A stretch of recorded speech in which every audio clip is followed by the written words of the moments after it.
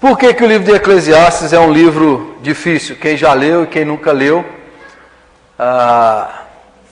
você vai ler agora, você vai fazer esse estudo com a gente, são 12 capítulos, espero que você participe de todos, porque é um dos livros assim mais sinceros, é um dos livros que o autor não tem uma perspectiva clara ainda sobre a eternidade. A revelação de Deus, como eu já falei aqui, ainda não era completa. Então a percepção dele do mundo espiritual ainda não era completa. Então, ao ler o livro de Eclesiastes, algumas partes dá a ideia que é uma pessoa até cética. Que ele fala coisas que você lê e fala assim, mas como que ele pode falar umas coisas dessas? E Deus permitiu que esse livro estivesse aqui na Bíblia, para mostrar que Deus não tem medo de questionamentos, de perguntas, de que as crises, as interrogações, as dúvidas fazem parte da vida e faz parte da nossa fé. Então, rapidamente assim, para a gente entender, a palavra Eclesiastes vem de eclésia. Eclésia nós já estudamos aqui esse tempão todo aqui, vem a palavra que deu origem à igreja. Mas a palavra eclésia quer dizer assembleia. Então, por que Eclesiastes? Eclesiastes é o homem que fala na assembleia, o pregador, o sábio. No original hebraico é o correlete, quer dizer, aquele que reúne a assembleia para falar, para indagar, para questionar. Então, o que é o Eclesiastes? O Eclesiastes é o pregador, é o sábio, é o que questiona. E a tradição diz, e pela leitura do livro a gente percebe, que o seu autor é Salomão. Apesar de muitos estudiosos hoje questionarem a autoria de Salomão, eles acham que foi um outro autor, que escreveu muito tempo depois de Salomão, mas como ele estava dentro da mentalidade, da tradição sapiencial, dentro dessa tradição, ele homenageando Salomão, ele colocou o nome de Salomão aqui. Mas pela leitura, pelo capítulo 2, alguns versos, a gente percebe que é o rei que está falando, que é o próprio Salomão. Então, nós vamos aceitar a tradição que diz que o autor desse livro foi o rei Salomão, que na sua sabedoria, nas suas dúvidas, escreveu esse livro. Certo? Então, antes de ler o capítulo 1, eu vou apresentar aqui algumas palavras-chave. São as palavras que mais aparecem nesse livro. E são as palavras que aí a gente entende o que o livro trata, né? É como a chave que abre o sentido, o significado desse livro. Então a primeira palavra, então as palavras-chave. A primeira palavra é vaidade.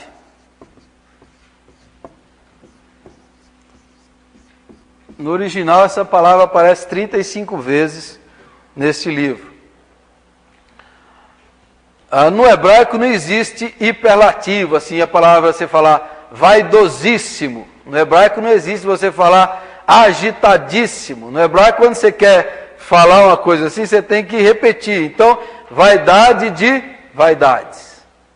Não existe você falar uma palavra dessa maneira. Então, essa palavra você vai dizer vaidade de vaidades. O que essa palavra quer dizer no livro de Eclesiastes? E aí é importante a gente entender isso. Por quê? Porque muitas vezes a pessoa pensa que vaidade é porque a pessoa gosta de passar gel no cabelo. É uma pessoa vaidosa, né? Isso não é a vaidade do livro de Eclesiastes. A vaidade do livro de Eclesiastes tem pelo menos 3 significados. O primeiro é inutilidade. Se você lê a Bíblia na versão internacional, quando ele fala vaidade, tudo é vaidade, você vai ver nas outras versões, tudo é inútil, é inutilidade, é futilidade, é ausência de sentido.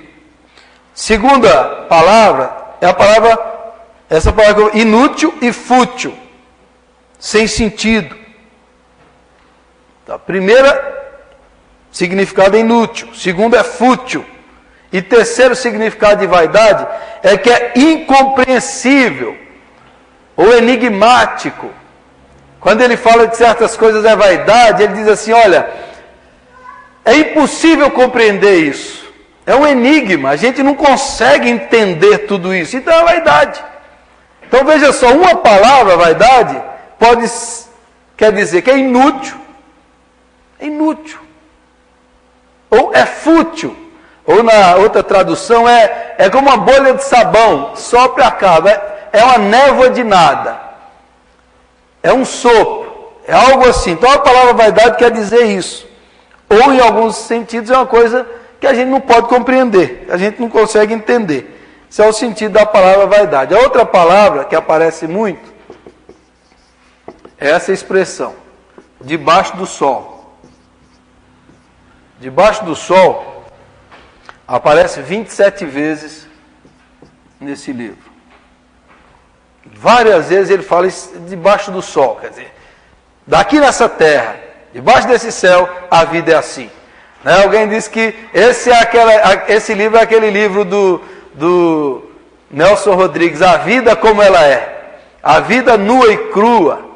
A vida sem uma dimensão transcendental. É apenas olhando, é uma pessoa que olha para a realidade aqui, sem ver a dimensão espiritual. Então, debaixo do sol, a vida é assim. É inútil, ele fala tanta injustiça, tanta maldade, tanta coisa, então é inútil. Qual o sentido? É vaidade. E depois vai dizer, trabalhar é vaidade, o prazer é vaidade, ter posses é vaidade, porque ele está sempre vendo nessa perspectiva, debaixo do sol. O livro do Ed René é bom, que ele pega o livro de Eclesiastes e lança a luz do Novo Testamento, da revelação completa de Jesus Cristo, que é como a gente deve ler o Velho Testamento. Então, a gente tem que entender esse livro dessa maneira, mas ao levantar as perguntas do Eclesiastes, a gente tem que dar as respostas além do sol. Onde é que estão as respostas? Além do sol, quer dizer, além do sol está o eterno, Deus vivo, a dimensão espiritual, transcendental, que dá sentido para a vida. Fora disso, a vida parece sem sentido. Fora a dimensão do eterno, do espiritual, as coisas parecem que não têm sentido. Você está olhando debaixo do sol. Debaixo do sol. Essa é a perspectiva do Eclesiastes. Hoje mesmo eu lia na internet um texto que o Chico Anísio escreveu no seu blog, questionando a existência de Deus. Ele dizia, como é que eu posso crer num Deus que deixa o menino, filho da minha amiga de 18 anos, ser atropelado de forma estúpida, no vigor da sua juventude, do seu talento?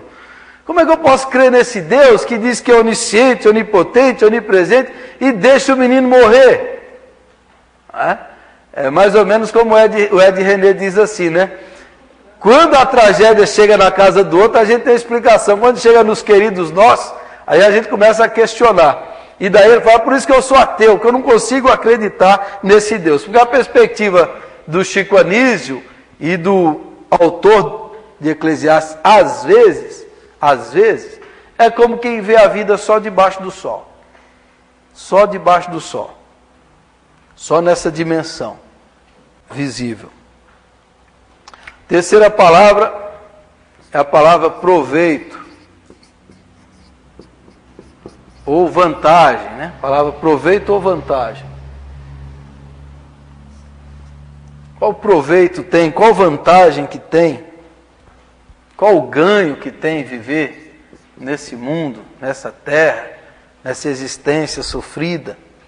A outra palavra é trabalho.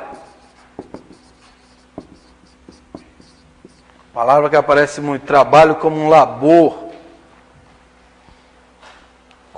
Às vezes até como uma tristeza, uma miséria, que é trabalhar. E é o trabalho que Deus deu aos filhos dos homens. A outra expressão que ele usa muito é o homem. 35 vezes também, que aparece nesse livro. A outra palavra é o mal. Mal, miséria, sofrimento, arruinar, penoso. 31 vezes.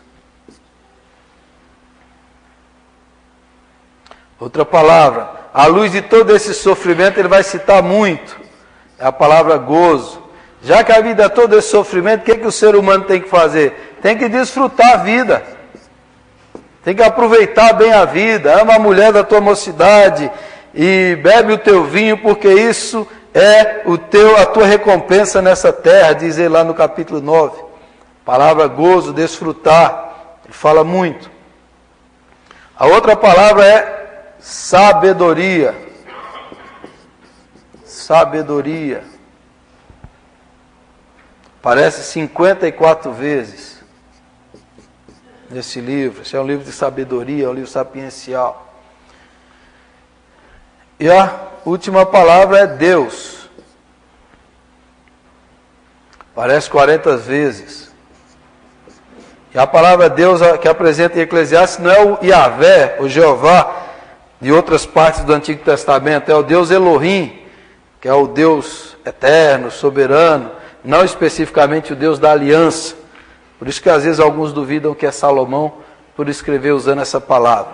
Mas essas são as palavras que mais aparecem nesse livro. Tem hora que você lê e parece um homem e é um servo de Deus que está falando. Outra hora parece que é um cético, é um homem em crise, um homem em dúvida, um homem que olha para essa vida aqui e fala: qual é o sentido dessa vida? Qual é o objetivo de estarmos aqui? E a partir disso, por ele ser o sábio, ele começa a investigar, questionar, explorar. Ele quer entender, ele quer compreender o sentido da vida. E ele quer descobrir qual é o proveito, qual a vantagem, qual o ganho dessa vida. Tem uma hora que ele vai dizer assim: é melhor aquele que nunca nasceu, porque viver é um sofrer. Então, é um homem em crise. E um homem que está investigando, questionando, buscando, querendo descobrir qual é o sentido dessa vida. E o tema do livro é esse mesmo: qual o sentido da vida? Vale a pena viver? Vale a pena existir? Essa é a questão do sábio. Vale a pena existir? Vale a pena a gente viver nessa terra aqui? Qual é o propósito da nossa vida? Eu estava ouvindo uma música esses dias. Depois eu fui descobrir que essa música é uma outra versão de uma outra música que já fez sucesso no passado. Mas enquanto eu estava ouvindo a música, pela primeira vez, eu nunca tinha ouvido, pelo menos na voz daquele cantor ali, que estava cantando, eu fiquei impressionado com a letra dessa música. Quem cantava era aquele cantor Zé Ramalho. Ele começou a cantar e essa letra eu comecei a ficar interessado no pensamento. A letra diz assim... Ele começa com uma voz assim bem filosófica, por isso que chamou minha atenção. Ele diz assim: e a vida, o que é? O que é a vida? Diga lá, meu irmão. Ela é a batida de um coração. Ela é uma doce ilusão. E a vida? Ela é maravilha ou é sofrimento? Ela é alegria ou lamento? O que é? O que é, meu irmão? Há quem fale que a vida da gente é um nada no mundo, é uma gota, é um tempo que nem dá um segundo. Há quem fale que é um divino mistério profundo, é o sopro do Criador numa atitude repleta de amor. Você diz que é luxo e prazer, ele diz que a vida é viver, ela diz que melhor é morrer, pois amada não é. E o verbo é sofrer. Eu só sei que confio na moça, e na moça eu ponho a força da fé. Somos nós que fazemos a vida, como der, ou puder, ou quiser, sempre desejada, por mais que esteja errada. Ninguém quer a morte, só saúde e sorte. E a pergunta roda e a cabeça agita. E eu fico com a pureza das respostas das crianças. É a vida, é bonita e é bonita. E eu fiquei ouvindo essa letra lá, e depois que eu vi que essa é uma música conhecida, mas essa é a ideia do Eclesiastes. O que é a vida? Uns dizem que é um nada no mundo. Depois o Eclesiastes vai dizer que é o luxo e prazer. Outros dizem que é o sofrer. Outros dizem que é o sopro do Criador numa atitude repleta de amor. E como o poeta escreveu aqui, o Gonzaguinha, que já se foi também, ele diz, como a maioria dos poetas, o que dá sentido à vida é a beleza. É a beleza da vida. Então a resposta dele é a arte. É como a maioria dos cantores da música popular sempre descobre que a arte é a resposta da vida.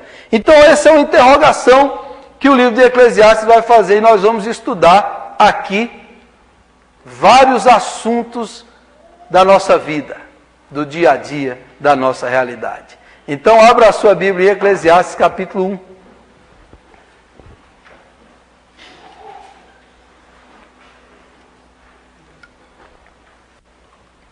Eclesiastes 1.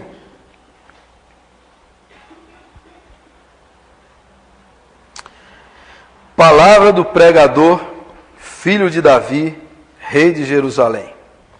Vaidade de vaidades, diz o pregador. Vaidade de vaidades, tudo é vaidade. Que proveito tem o homem de todo o seu trabalho com que se afadiga debaixo do sol? Geração vai e geração vem, mas a terra permanece para sempre. Levanta-se o sol e põe-se o sol, e volta ao seu lugar onde nasce de novo. O vento vai para o sul e faz o seu giro para o norte. Volve-se e revolve-se na sua carreira e retorna aos seus circuitos. Todos os rios correm para o mar, e o mar não se enche. Ao lugar para onde correm os rios, para lá tornam eles a correr.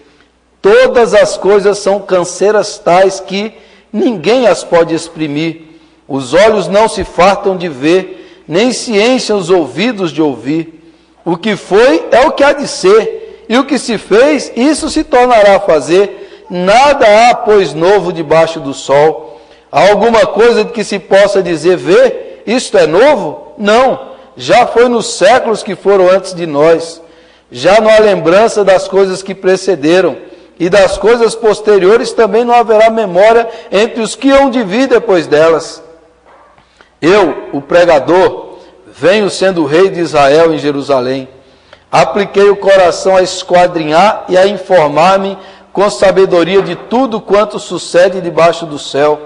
Este enfadonho trabalho impôs Deus aos filhos dos homens, para nele os afligir. Atentei para todas as obras que se fazem debaixo do sol, e eis que tudo era vaidade e correr atrás do vento. Aquilo que é torto não se pode endireitar, e o que falta não se pode calcular. Disse comigo, eis que me engrandeci, sobrepujei em sabedoria a todos os que antes de mim existiram em Jerusalém. Com efeito, o meu coração tem tido larga experiência da sabedoria e do conhecimento. Apliquei o coração a conhecer a sabedoria e a saber o que é loucura e o que é estultícia, e vim a saber que também isto é correr atrás do vento, porque na muita sabedoria há muito enfado, e quem aumenta a ciência, aumenta tristeza. Amém. O sujeito está desanimado, não está não? É você ler assim, mas que cara chato, tudo está igual para ele. Mas essa segunda parte você percebe que ele aceitou o desafio de pensar, de raciocinar, de buscar entender, compreender, discernir o sentido, o objetivo da vida e as coisas dessa vida. E ele dizia, eu aceitei esse penoso trabalho. E o capítulo 1, esse capítulo aí, o tema que eu daria para ele é o tédio. O tédio da vida. Como enfrentar o tédio? Como lidar com o tédio? Quantos de nós aqui já não ficamos entediados? Quem sabe você até está entediado? Falei, esse estudo está muito tedioso. Talvez você tenha vivido entediado no seu trabalho, na sua família. Todos nós já experimentamos essa sensação, tédio. E é interessante, eu nunca fiz um estudo nem uma pregação sobre esse tema. E também nunca ouvi. Nunca ouvi. E é uma experiência que todo mundo tem. Todo mundo passa por momentos assim, do tédio, da monotonia, da mesmice, se sentir fadado, sem estímulo, sem empolgação, é o que o autor de Eclesiastes está dizendo aqui. Ele está enfrentando essa coisa. E ele olha para a natureza, ele olha para o ciclo, e diz, tudo é repetitivo. É um ciclo repetitivo. Ele olha para o próprio ciclo, às vezes da própria história, e fala assim, a geração que vai, que vem, não fica lembrança, e vai passando, e vai olhando para a vida dessa maneira. Entediado, com a monotonia das coisas. Qual é a saída para o tédio? Qual é a resposta que o autor aqui não percebeu, não discerniu, que a gente às vezes pode até perceber na própria afirmação dele? Porque é o que eu disse aqui, nós temos muitas perguntas, e a gente tem que tirar as respostas da Bíblia toda, do Evangelho, de Jesus Cristo. Como diz o Ed René no início do seu livro, ele fala, eu vou debater com Salomão. Mas nessa mesa de debate eu vou convidar para sentar do lado aquele que nele tem todo o conhecimento e toda a sabedoria, Jesus Cristo. Que ele é a revelação plena de Deus. Ele é que ilumina tudo que não está claro, é Jesus Cristo. Então, como é que nós podemos responder a isso? Então, várias palavras. A primeira palavra é a gente perceber a singularidade das pessoas.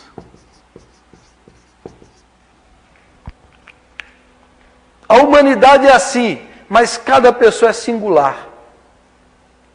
Como é que você pode vencer o tédio? Se relacionando com pessoas. Quando Deus se revelou para Moisés, os deuses egípcios todos eram deuses de lugares.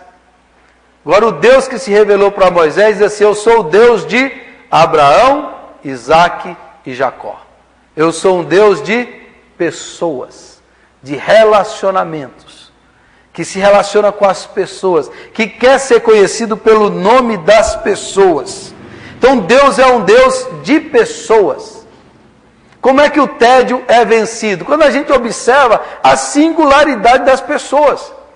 E o interessante no versículo 11 do capítulo 1, quando ele diz que uma geração vai, a outra não tem lembrança da outra, mas você percebe que surge uma nova geração, surgem novas pessoas. Se ele está enfadado com a vida dele, novas pessoas vão surgir e vão ter novas experiências com a vida. Porque cada pessoa é singular. Cada pessoa tem a sua própria experiência de vida. Se Salomão está cansado de ver os rios, quem vai ver um rio pela primeira vez vai ficar maravilhado. Então cada pessoa é singular. Cada relacionamento é singular.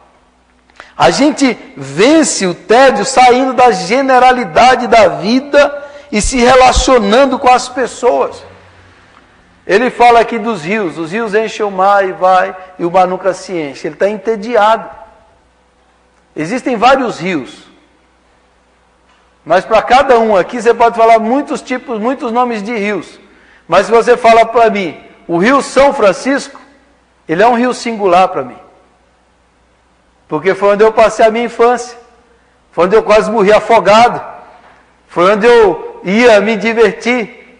Então, é uma experiência singular na minha história. Para mim, ele é diferente dos outros rios. Porque há uma experiência singular. As pessoas também. Cada um é diferente do outro.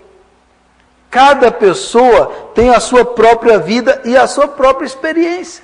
A geração que vai vir depois, ela vai viver tudo de novo, ela vai experimentar e vai descobrir e vai ter sensações, prazeres, descobertas que nós não tivemos. Então, a ideia é a singularidade das pessoas. Deus é um Deus que se relaciona com pessoas. Tem pessoas que são tediosas, mas a maioria não são. Então, se você olhar para as pessoas, se você perceber a singularidade, você tem filho, você vai ver que cada um é diferente do outro. Que cada um, desde pequeno, você percebe como o temperamento, a própria personalidade, os gostos, os jeitos, são diferentes. Um do outro. Por mais que você eduque da mesma maneira, cada um é cada um. E essa é uma das maneiras de vencer o tédio da vida. É não ficar na generalidade, mas na singularidade das pessoas. Todos nós, os dias do ano passam para todo mundo. Mas tem dias, tem datas que são especiais na sua vida, na minha vida. Tem datas que são marcantes. Tem dias específicos que aconteceram coisas, situações que fazem com que esse dia é especial. O dia que eu nasci, o dia que nasceu meu filho, o dia que eu casei. Esses dias são dias assim, e isso faz com que a vida saia da monotonia, ao você observar a singularidade dos dias do ano, dos lugares e das pessoas, e tudo isso aí. A segunda palavra é a vitalidade. Como é que você vence o tédio? Que tem vida. Se você tiver um monte de bichinho de pelúcia, eles são todos iguais. Mas se você tiver um monte de bicho vivo na sua casa, eles são todos diferentes. Eles têm vida. É difícil você ficar entediado com quem tem vida. Com as coisas você pode ficar, mas com quem tem vida não. E para viver e vencer a monotonia, você precisa viver com vitalidade, que é a expressão de vida, de poder. Tem até um teólogo alemão que diz que a gente poderia traduzir a palavra espiritualidade no sentido de espírito para vitalidade. Porque quando o espírito está dentro de nós, nós temos a energia, a força vital, o poder. Então nos faz viver com vitalidade, com paixão. Faz viver dessa maneira. E outras palavras que eu acrescentaria dentro dessas aqui, que quem tem vida tem, e para rimar com tudo isso, é a criatividade da vida de Deus e a intensidade que como você vive. Quem tem vida, a vitalidade, você vai viver de maneira criativa. Deus deu ao ser humano, lá na criação, essa possibilidade de ser um auxiliar da criação. Então, quando o ser humano cria, inventa, faz alguma coisa, ele não está, às vezes, competindo com Deus, ele está usando o dom que Deus lhe deu.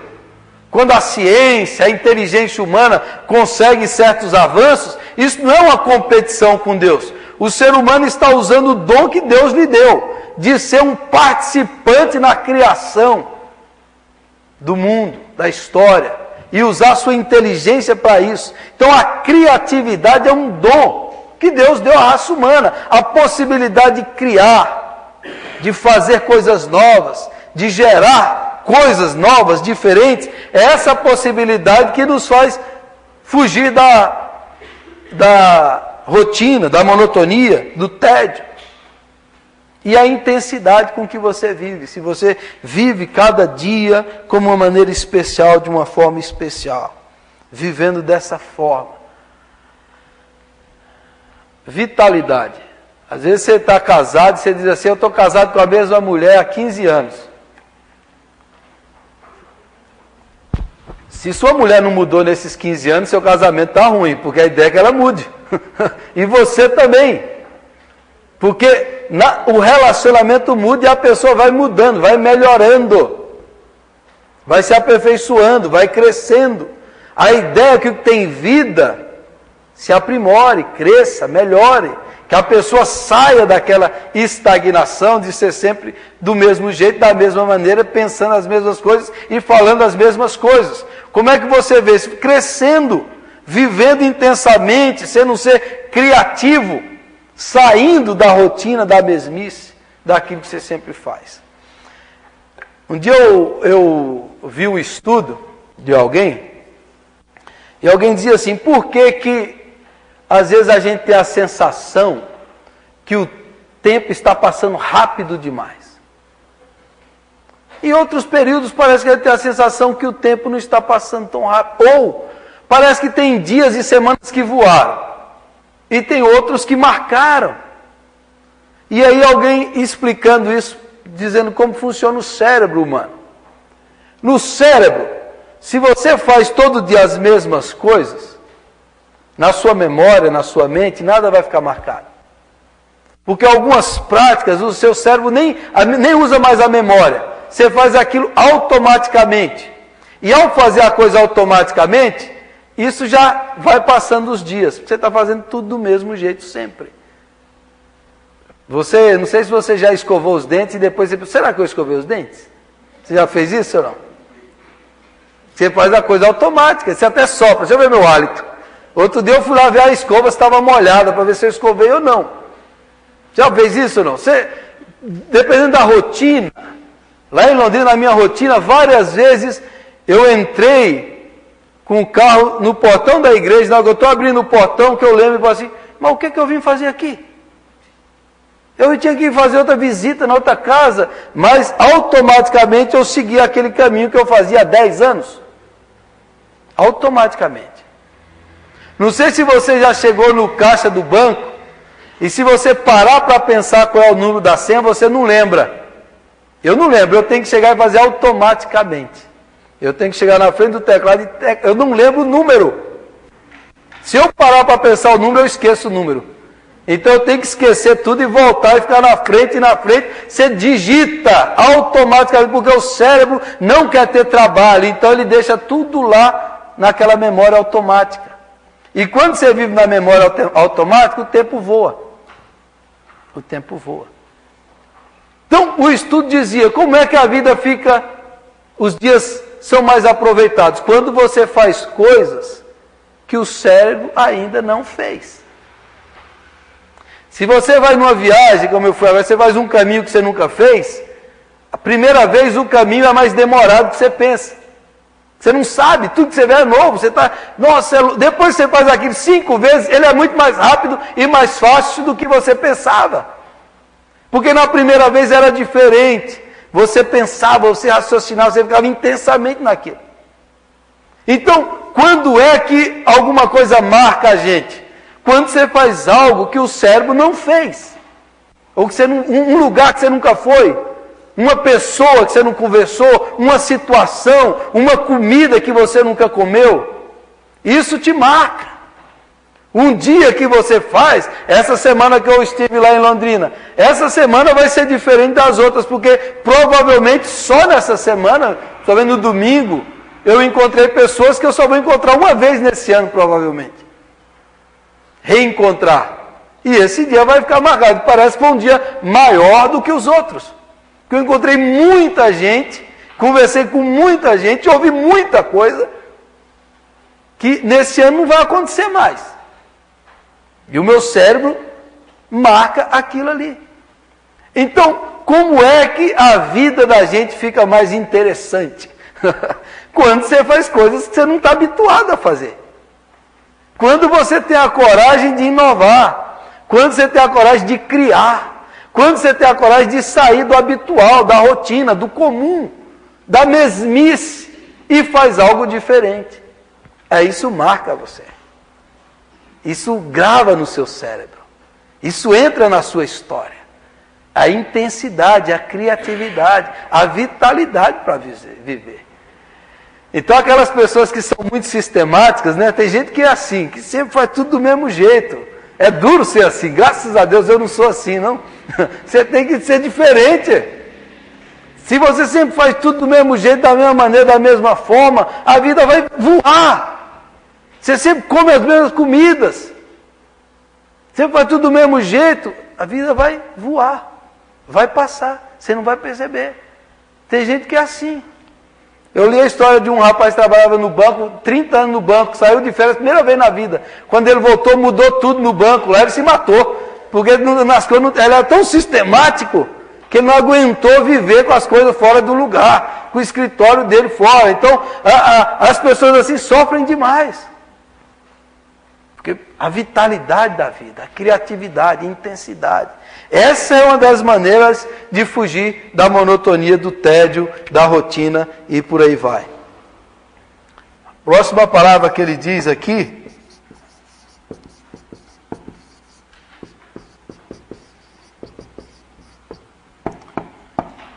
insaciabilidade.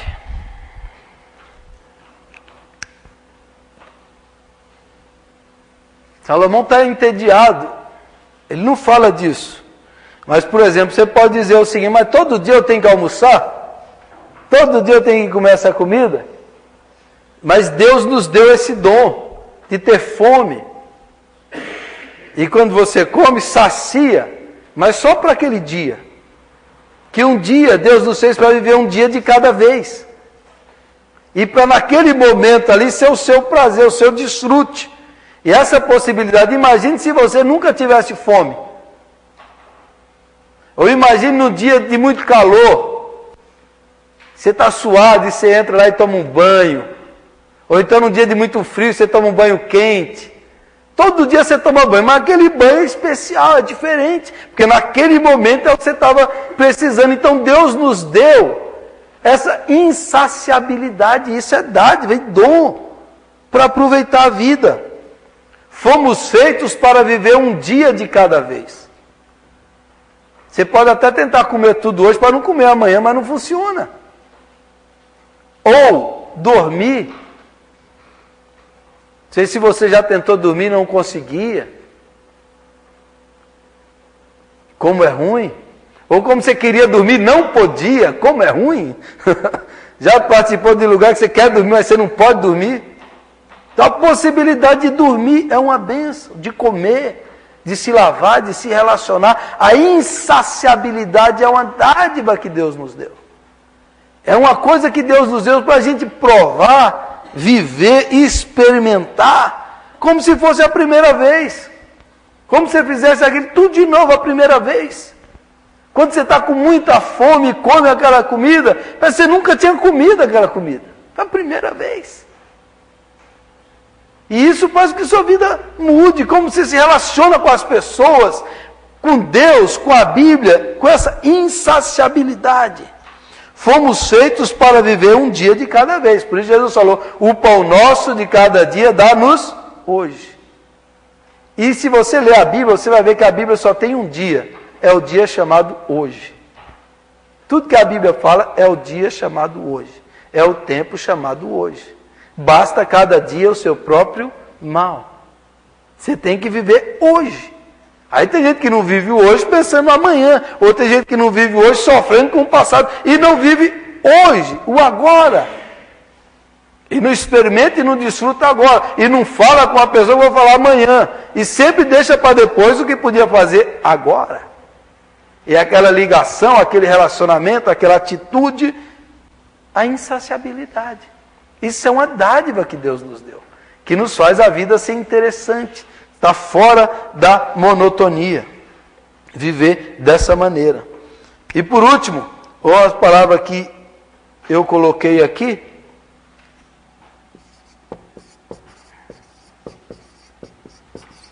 é a espiritualidade. Vem do Espírito. Salomão, ele está olhando apenas debaixo do sol, mas a gente vê além do sol. O Deus eterno, a gente ora, Deus fala conosco. A experiência com Deus é uma experiência vital, de poder, é uma experiência renovadora, é uma experiência de fé, de milagres, de comunhão com Deus, da salvação, como nós cantamos, viver com Cristo é experimentar o céu aqui e agora. Quer dizer, como é que a gente vence o tédio? Desenvolvendo a nossa espiritualidade, a nossa comunhão com Deus, a nossa fé. E aí, o autor de Eclesiastes, ele quer muitas explicações, e a gente vai ver que na Bíblia, a gente não vive de explicações, a gente vive de fé nas promessas. Vai ter muita pergunta que você não vai ter resposta. Vai ter muita coisa que acontece que você não tem como explicar. A única saída e solução é fé na promessa de Deus. É fé que Deus governa esse mundo. É fé que Deus age em todas as coisas para o nosso bem. Vão ter perguntas que a gente não vai saber explicar, elucidar. A gente simplesmente vai dizer, eu creio, Senhor. Principalmente quando chega a tragédia, quando acontece alguma coisa, a gente não consegue discorrer e saber tudo. A gente só pode dizer, olha, além do sol há um Deus que governa, que reina, que é soberano, que tem um propósito, que age, que trabalha, que faz, que opera, e é nesse Deus que eu creio, espero e confio. Como é que a gente vence o tédio, a monotonia? Sabendo que Deus está agindo. Deus está trabalhando, e a gente vai fazer o quê? Desenvolver a nossa espiritualidade, a nossa comunhão com Deus. E aí eu faço a propaganda. Eu vou começar um estudo aí na igreja, na escola dominical, sobre espiritualidade. Um clássico da espiritualidade, são as disciplinas espirituais. Quais são as principais disciplinas que nos fortalecem, que nos avivam, que nos despertam? As disciplinas bíblicas: oração, jejum, meditação, estudo, solitude, serviço. As clássicas disciplinas espirituais que a gente vai crescer na comunhão com Deus para receber mais a graça de Deus. Então, quanto mais espiritual, e a palavra espírito tem a ver com sopro, sopro da vida, que Deus soprou e a gente foi energizado, e quando a gente morre, sai o sopro, sai o espírito. Quer dizer, é o espírito que dá vida. Lá no Salmo 104 diz que o espírito que dá vida para a criação, para as árvores, que gera vida, fruto na terra, é o espírito da vida. Então o que dá vitalidade e energia para nós? É o Espírito Santo de Deus. E na comunhão com Deus, nós somos fortalecidos, vitalizados, reavivados, somos renovados e experimentamos essa sede demais do eterno, do prazer eterno, da comunhão eterna, desses relacionamentos novos. E isso faz com que a rotina, a mesmice seja quebrada, porque na comunhão com Deus, tudo pode acontecer. Na comunhão com Deus, até as leis da natureza são quebradas, que Salomão diz que sempre é do mesmo jeito, mas quando Deus age, o sol lá diz, o sol para, anda sobre as águas, o mar se abre. Quando Deus age, o pão multiplica. Quando Deus age, o paralítico anda. A espiritualidade descobre o inusitado, imprevisível, miraculoso, abre as portas para o sobrenatural na esfera do humano. O Eclesiastes não sabia disso, mas nós sabemos. Mas nós temos. Mas foi revelado para nós. Nós podemos experimentar. E o Espírito, de acordo com Efésios 1,13, foi nos dado como entrada para que a gente pudesse experimentar agora o que a gente vai experimentar depois. O Espírito foi nos dado para a gente viver agora o que a gente vai viver lá. Então esse hino que nós cantamos, apesar de parecer às vezes romântico, traz uma verdade. Com Cristo é céu onde eu estou. Seja onde for, com Cristo a vida vale a pena. Com Cristo a vida é cheia de vigor, cheia de prazer, cheio de novidade, porque eu estou em Cristo. E quem está em Cristo, nova criação é. As coisas velhas já passaram, eis que tudo se fez novo, por causa de Cristo. É Cristo que dá vitalidade. Então a espiritualidade é essa esfera da comunhão, do eterno, da abertura para o novo. O Eclesiastes ainda não sabia disso, apesar de temer e crer em Deus. Mas ele ainda não tinha a revelação plena do Espírito Santo e da salvação, da morte e ressurreição de Jesus Cristo. Então, esse primeiro capítulo, essas são algumas palavras para que a gente vença a monotonia, o tédio, a mesmice da vida. Você quer ter uma experiência nova, singular, quer mudar a sua visão da vida, peça para ser cheio do Espírito Santo. Quer olhar para o, como diz Isaías lá, que os montes pulam e as árvores batem palmas quando o Espírito Santo está dentro de nós. Tudo fica bonito e belo. E aí a criação ganha uma nova visão para quem tem Cristo e o Espírito dentro dele. Amém? É isso que nós precisamos para vencer o tédio. Quem sabe você está entediado, você está aí numa monotonia, você pode fazer daquele trabalho seu chato uma coisa nova, diferente. Você pode fazer dos seus relacionamentos algo novo. Você pode inovar pedindo para o Espírito Santo e trazer essa vitalidade, essa energia, esse vigor para existir nesse mundo apaixonado, amando a vida. Como diz Jesus, eu vim para que tenham vida e a tenham em abundância. Vida plena, vida completa em Jesus Cristo. Amém?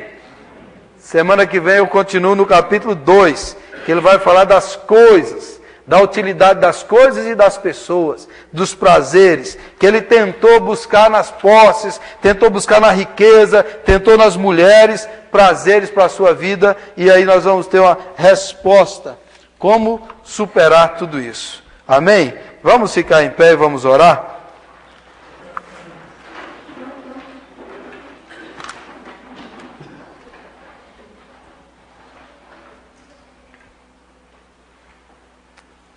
Vamos falar com o Senhor nessa hora, pedir que o Espírito do Senhor nos encha, nos dê ânimo, vigor, força, poder, para vivermos essa vida de forma diferente, de forma nova, de forma extraordinária, para que a nossa vida não seja apenas uma sequência de fatos sem sentido, mas seja uma vida coordenada e dirigida pelo Senhor. Uma vida de experiências novas, bonitas, gratificantes, marcantes, poderosas. Fale com Deus agora. Senhor, não quero que o meu trabalho seja um trabalho maçante, uma coisa sem sentido. Eu não quero que a minha família, que o meu casamento, que o meu pensamento, que o meu estudo seja algo sem sentido. Eu quero ganhar o sentido eterno. Eu quero ter o Espírito no meu coração. Eu quero ter o poder de Deus na minha alma, na minha mente. Eu quero viver com intensidade, Senhor. Eu não quero ver os dias passando numa mesmice chata, mas eu quero ter a experiência revigorante da presença de Deus. Eu quero ter a experiência que renova a alma, o coração, a visão. Eu não quero viver enfadado, acomodado, desanimado. Nós queremos ser, Senhor, renovados pela presença do Senhor.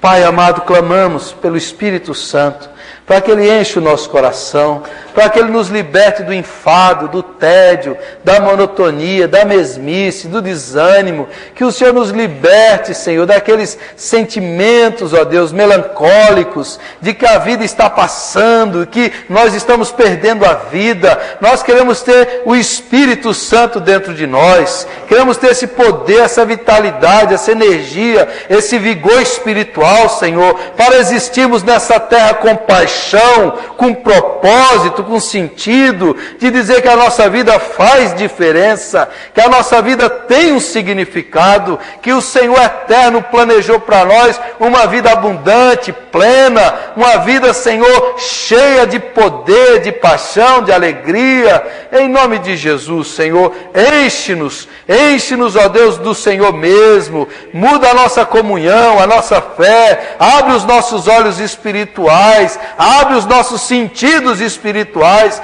para que a gente contemple as maravilhas do Senhor, que a gente desfrute das bênçãos do Senhor, para que a gente viva, Senhor, animados, entusiasmados, apaixonados pelo Senhor, pelo seu propósito, pelas suas bênçãos. Faz isso, Senhor, em cada coração aqui. Tira, ó Deus, da nossa vida a futilidade, a inutilidade, o enfado, a canseira, Senhor, a rotina. Muda-nos, ó Pai, em nome de Jesus. Muda os nossos valores, os nossos hábitos. Abre o nosso coração para a dimensão eterna e espiritual, Senhor. Que os nossos olhos sejam abertos pelo Espírito Santo, meu Pai. E que cada um aqui possa ser cheio do Teu poder e da Tua graça. Em nome de Jesus nós oramos para que seja assim. Que esse estudo, que a nossa mente possa ser aberta para termos a mente de Cristo, os valores de Cristo, os pensamentos de Cristo. Que o Senhor possa encher nosso intelecto da Tua palavra e o nosso coração dos Teus sentimentos. Que seja assim, meu Deus, para a glória de Deus Pai. Em nome do Senhor Jesus, nós oramos e Te agradecemos. Amém e amém, Jesus.